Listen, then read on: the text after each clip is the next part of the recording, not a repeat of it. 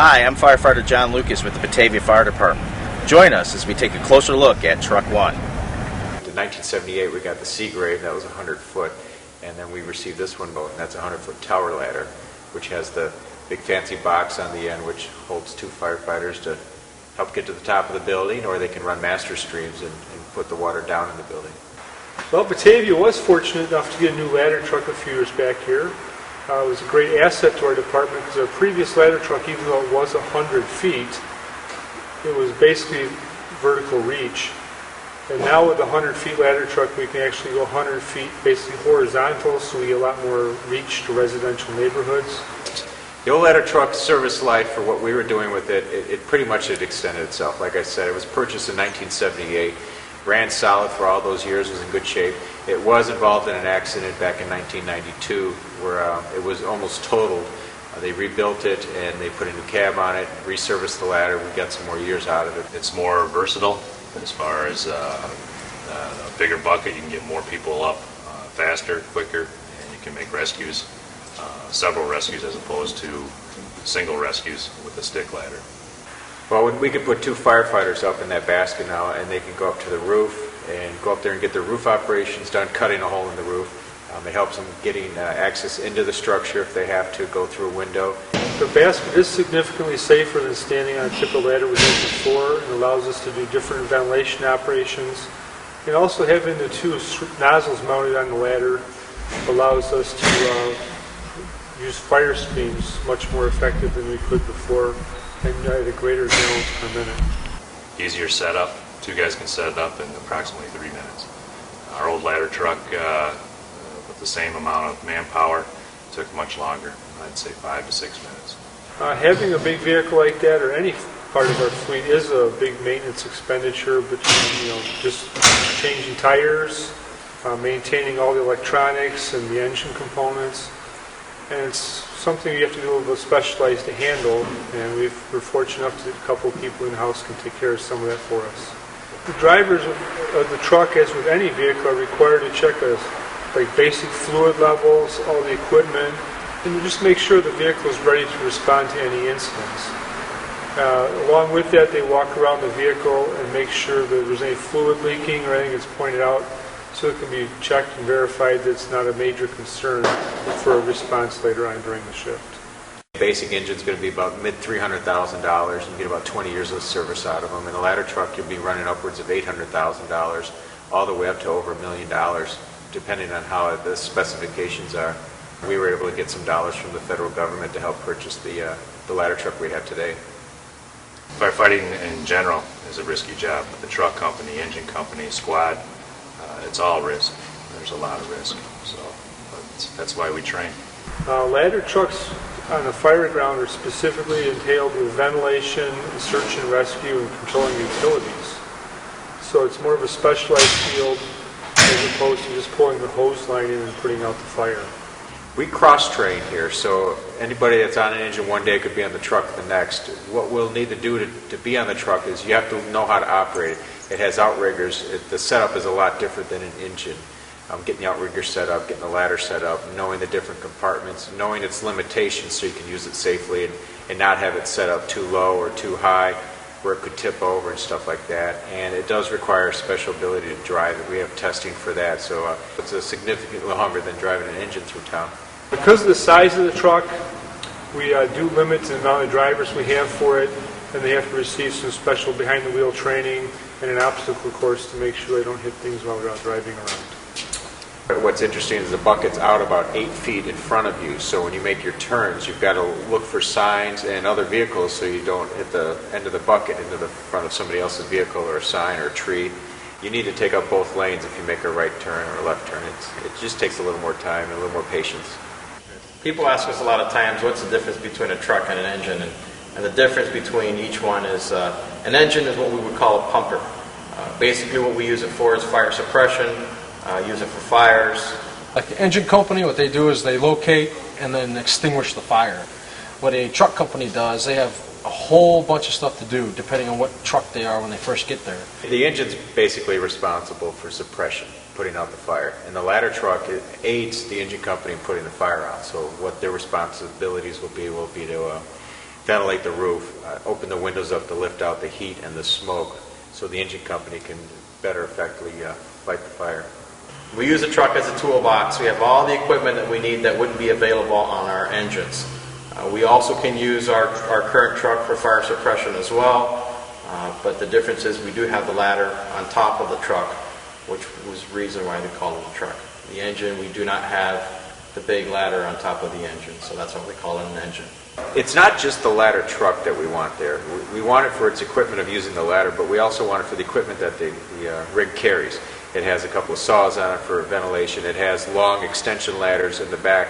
Some instances we can't put the ladder truck up because of power line, but we can take the ladders off the rear and carry them around to different windows at the structure and get them up that way. And it also carries personnel, which we need on the scene. Scene safety is our first objective. Okay, not only to yourself, but to your company and to other companies arriving or have already arrived. Power lines above you. We're going to put the stick up. You have to watch out for power lines, trees. Where are you going to park this thing? That you can get the best access to the most amount of people, to the most fire. A lot of things going through your head. An officer may tell his driver to stop and get out and start walking. And most people may think, well, what are they doing? They're not going to work right away. Well, you're planning inside your head.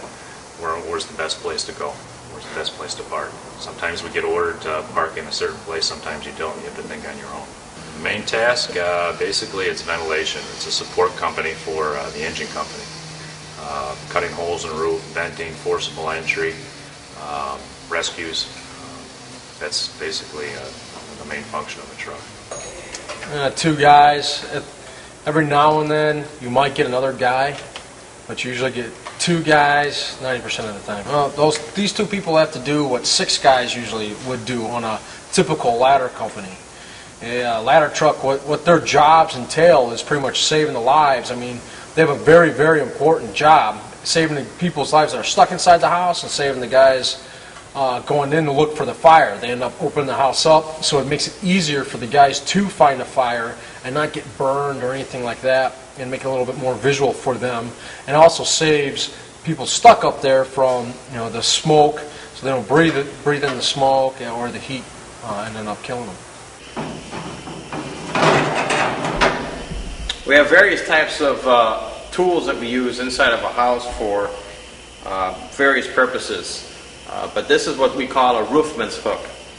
And the reason why we use hooks is there's several reasons. What we use these for is to get into places in a house where fire may be hidden, either in walls or in ceilings. We don't do this to do more damage. On the contrary, the reason for this is to find fire, to make sure that we do minimal damage to a home. We'll take this tool, put it up into a ceiling like so. And that way, you will be able to yank down parts of drywall of your ceiling to be able to shoot our fire stream, or hose, or water into the ceiling, into the roof, so that way we could be able to get to the fire that's in an attic. We could always also do this with walls. This tool would penetrate the drywall in your home, therefore being able to remove sheets of drywall so that we would be able to get to fire that's hidden inside the home. By having the ladder truck there and having a dedicated crew that you know is going to handle the ventilation search, it makes our operations much more effective. And by ventilating that and searching, we can rescue people probably quicker at a scene than we could with just engine companies, knowing that they're there for that specialized function. Now that you've learned about the functions of the truck, let's take a look at some of the tools and compartments that the truck has on it. First stop is where the driver sits. Now the driver has a job that's very important for us. The driver's job is to get us to the call safely, so they need to know where we're going and the best route to get there.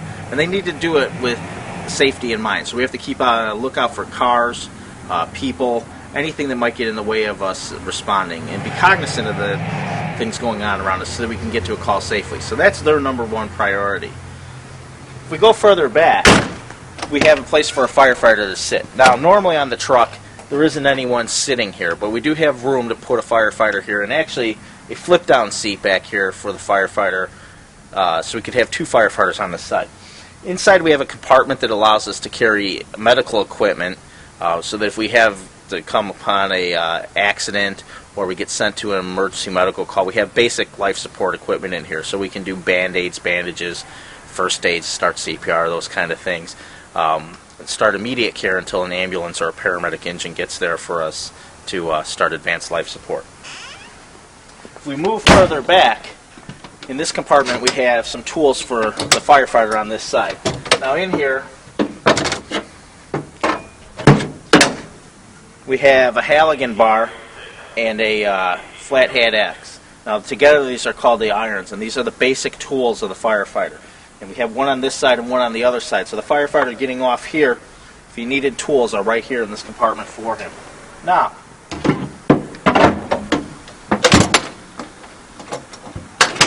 well, those are the basic tools for a firefighter that allow us to get into buildings using forcible entry. The firefighter on the truck may also use pike poles, roofman's hooks, and a lot of other tools. Because again, the truck is a toolbox, so they've got a lot of different options. Now, one of the things that's different about our truck than a lot of trucks is we carry a pump on our truck. So this allows us to double as a fire engine if we had to. So if the truck got on the scene of a house fire first, we could deploy the hose lines here off into a structure and go and attack the fire right away. We could hook up to a fire hydrant, and we could also go ahead and turn the water on just like we would do on a fire engine at their pump. Now, it's not the primary use of the truck, so we don't typically plan for the truck being the suppression unit at a fire. It's more for search, rescue, ventilation, those kind of things, but it does have that capability. Because it has a pump on it, it's also able to pump its own water in the event we have to use the master streams off the bucket. So we have hoses here, the pump here, and we're able to go ahead and pump water. We also have some switches here for our generator and scene lights all the way around the truck, so it allows us to light up the scene like it's daylight at nighttime if we have to. Right here we have what's called a piston intake. The fire hose would come into here from the fire hydrant, and this allows us to turn the water on and off from the hydrant into the tank. The truck carries about 300 gallons of water in it. Now, as compared to the 500 to 700 gallons that our engines carry, in some cases 1,200 gallons. The water design here is basically enough to fill the waterway on the aerial. So if the ladder goes up and we're going to go ahead and start spraying water, it allows us to basically fill that pipe to get it primed. Not a lot of water to put out a fire. Right here, this is just one of the outriggers that comes out. In here, we have our engineer's compartment as well as electrical tools. So we have some cord reels that allow us to go 200, 300 feet. Extra extension cords and pigtails, and basically what the pigtails allow us to do is we can take like a house current and put it onto one of our other utility adapters, and allows us to go to different connections. We have engineer's compartment here with connectors and adapters that allow us to take little hose, connect it to big hose. So if someone, for instance, gives us a little hose as a supply line, for whatever reason they do, we can connect it to a bigger hose if we had to. We could take a bigger supply line and break it down into a smaller hose if we had to. Basically tools that allow us to go ahead and join different pieces of hose together for whatever reason. And that's basically what we have here. This compartment and the pump panel, part of the job of the driver of the truck if we're going to use those functions. Moving further back on the truck, you'll see all the way around these little silver doors. They carry extra air bottles. Air bottle up here tells us what the pressure is here, so we check these daily to make sure that we have 4,500 pounds of pressure in the bottle. That way we know it's full, ready to go if we have to do some work. We have electrical outlets all the way around, and in this compartment is basically the toolbox for the firefighters as far as their actual working tools. In here we have extra Halligan bars, we have axes. We're going to have not only flathead axes, we're also going to have pickhead axes. And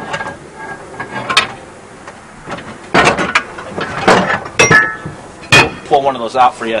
This is called a pickhead axe. And now the pickhead axe is a little bit different than the flathead because it doesn't have a flathead. It allows us to pick. Well, the flathead axe is used mainly for a forcible entry type tool because it can be used as a striking tool. This is the tool for going to the roof. This is the tool that we're going to go ahead and chop when we go on the roof. It's more versatile, a little bit heavier than our flathead axes as well for when we go to the roof. We also carry sledgehammers and mauls for those times when axes just aren't cutting out the job or they're not the right tool for it. Allows us to go ahead and get the job done a little bit faster and harder if we have to.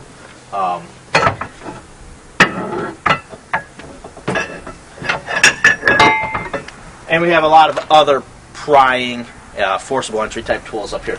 Up here we have a vacuum for water evacuation, so if there's a flood, that kind of thing, we can go ahead and evacuate water with that. And we also have a chainsaw. Chainsaw, obviously, number one priority for that is to go up to a roof if we have to cut a hole in a roof. So that's why we have a chainsaw for that. We'll go ahead and leave the door open, move this way. In here we have some other tools. Basically what this is in here is called a rabbit tool or bunny tool. Another forcible entry tool. We put it in, it's a hydraulic spreader. We can go ahead and spread doors from the frames if we have to. We have an extra air pack. It's called a, let me see if I can pull it up. It's our RIT bag. Carries a 1 hour bottle of air in that. So if we have to go check for a downed firefighter, it allows us to bring oxygen to them in case their air pack's running out. As well as search rope. So again, a lot of tools on the truck. We have our engineering tools, we have our forcible entry type tools, and now we have some tools to help us if we get into trouble. If we move a little bit further back in here, just another utility type compartment. We have cones. Cones are very, very important if we need to go ahead and establish a perimeter around the truck so that nobody gets hit. Works safe. We have cones for that. We have some sump pumps again for water evacuation. And we have tarps and runners. And tarps and runners, what we use those for is called salvage. Part of the truck's job is salvage and overhaul. Salvage allows us to go ahead and protect your valuables and belongings from water and damage while we're working in the environment. It's a priority for us after life safety and fire suppression is salvage to make sure that we conserve your property as best as we do. You know, fires are very destructive. We want to come in and stop the attack on your home, but we also want to try to preserve your valuables. So we can use tarps and runners for that to help protect from water damage. It also helps us get water. Back here I have the controller for the outriggers. What this does is it allows me to walk around. I'm going to walk over this way. I can have clear view of the truck. I can see as these outriggers come out to make sure that it's safe so that I know that it's okay to go ahead and put them out on the side. I'm not going to hit any obstacles. I can also come over to this side and I can do the same thing on over here. I can watch those outriggers come out. What I'm going to do is I'm going to check to make sure I have all green lights. I know that they've been positioned and everything. I put it back in, turn it off so that nobody can use this again. Put it away. It's all part of the truck setup. Back here we have our ladders, and I think you saw this a little bit earlier in the video. But we have ground ladders, and we have ground ladders that will allow us to go ahead and get into places where our aerial can't. Also, if there was a fire where there were people that were trapped on several floors, we need more than one ladder, and this gives us options right here on the back of the truck. So even in areas where we can't get the truck up in the air, we have up to a 40-foot ladder on the back end here. Now the thing about it is the truck allows us 2 people to set it up. For a 40-foot ladder for us to get it into an area, it's going to be 3 to 4 people minimum for us to put that up. So again, it's manpower. This truck saves us a lot on manpower. Pike poles, roofman's hooks, drywall hooks, all tools to help us go ahead and get the drywall down in your ceiling or a wall so that we can check for fire extension and make sure that we put the fire out or even get to the fire if we had to. Right, what we hear here is called a Storch wrench. You may hear these called spanner wrenches depending on the makeup of it. Basically what this is a tool. It's a wrench just for us to be able to make the connections on our couplings for hoses. So, you know, it would go on like so, and I can go ahead and I can connect hoses. Keep coming around this way. Again, stairs again. In this compartment, I have some utility tools. We carry gas for our small motor tools. We carry bolt cutters. of different sizes, wire cutters and bolt cutters in here. Again, remember the truck's forcible entry. So if you have locks on things, we have to be able to get open locks also. So this is another way we can use it. And the Halikin bar, we can go to use the brake chains, we can brake locks with it. Sometimes we want to work smarter, not harder, so we have the cutters on there. I have what's known as the world's biggest flashlight here. It's a small generator. It's also a flashlight. It's portable. So I can take it on the scene of an accident. I can get it closer to a car if we don't take a cord reel off or one of our quartz lights that's on the generator. In here, like I said, toolbox. So we have a toolbox with tools. We have a sprinkler head kit so that we can go ahead and do things with sprinkler heads. Again, just utility type tools. The truck's a big utility toolbox. In here, we have a circular saw. We have two types of saws. Remember, we saw the chainsaw on the other side. We also have a circular saw. The circular saw can have wood blades, it can have metal blades, it can have concrete blades. And again, it's for us to be able to cut things. Primarily, we can use it for roofs, but we can also use it for, with the metal blade, we can cut bars, security bars, those kind of things. Concrete, if we had to, we can use it in rescue situations. So it works just like a circular saw. Up here, we have a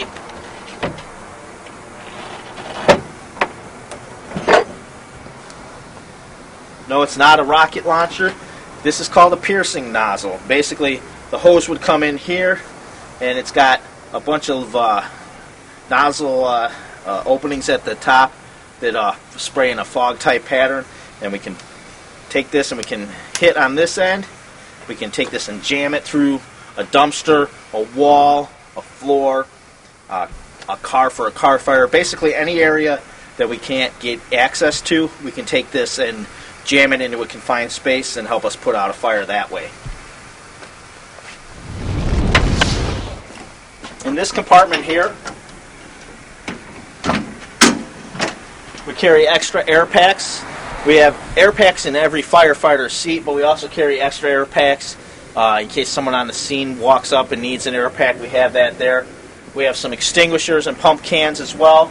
Then we have an electric fan. Now the difference between the electric fan and the gas-powered fan obviously is the source of power. In this case, it's electricity. What that means for us is we can take this in a building if we have to do ventilation, and it allows us to work off of either our cord reel or house power without introducing carbon monoxide into the atmosphere. So it allows us to work in environments that we couldn't use the gas-powered fan in. So we can use that for negative pressure ventilation as well. So positive pressure meaning we're blowing air into the building, trying to push out. Negative meaning we're trying to suck the air out of the building. So we can use that for that. Over here, we can access some hose discharges, so we can connect hoses here. We have another piston intake in case the supply hose happens to come in on this side. We always try to connect on the other side so that the engineer can have control, because otherwise he's got to come around to do it over here, but same kind of concept there. We have access to the hoses over here as well. We also have a cord reel that's on a actual reel that rewinds, so we can go ahead and walk this junction box out to a scene if we had to, and then we can rewind it right away. Like we saw on the other side, we had irons consisting of the flathead axe and Halikin bar for the firefighter. Same thing over here, so they can get off right off here. They have access to their tool. Like we saw on the other side, firefighter compartment area for 2 firefighters. Now on this side we have one of our medical jump bags buckled into the seat. Seat buckles on every seat for this fire truck, as well as all of our fire engines. Every firefighter needs to be buckled before we leave the station, just like you should be buckled in your car. We wear our seatbelts. Seatbelts save lives. So we have access to the firefighter compartment back here. And last spot we have on the fire truck is where the officer sits on the fire engine, and this is the person who's in charge of the truck. They're in charge of the company to make sure that we're doing our tasks, reporting to command, basically staying safe. So they got the job of keeping the group here safe. They have access to the radio, the sirens. They have a computer that has mapping, as well as they have CAD dispatch will come into that computer as well eventually. So we have a lot of tools right here for the officer before we even get to the scene of the fire. I hope you've enjoyed your look at the Batavia Fire Department's tower ladder. It's an excellent tool. We're very grateful to have it, and thank you for spending some time with us, and we hope that you continue to have a safe and wonderful day.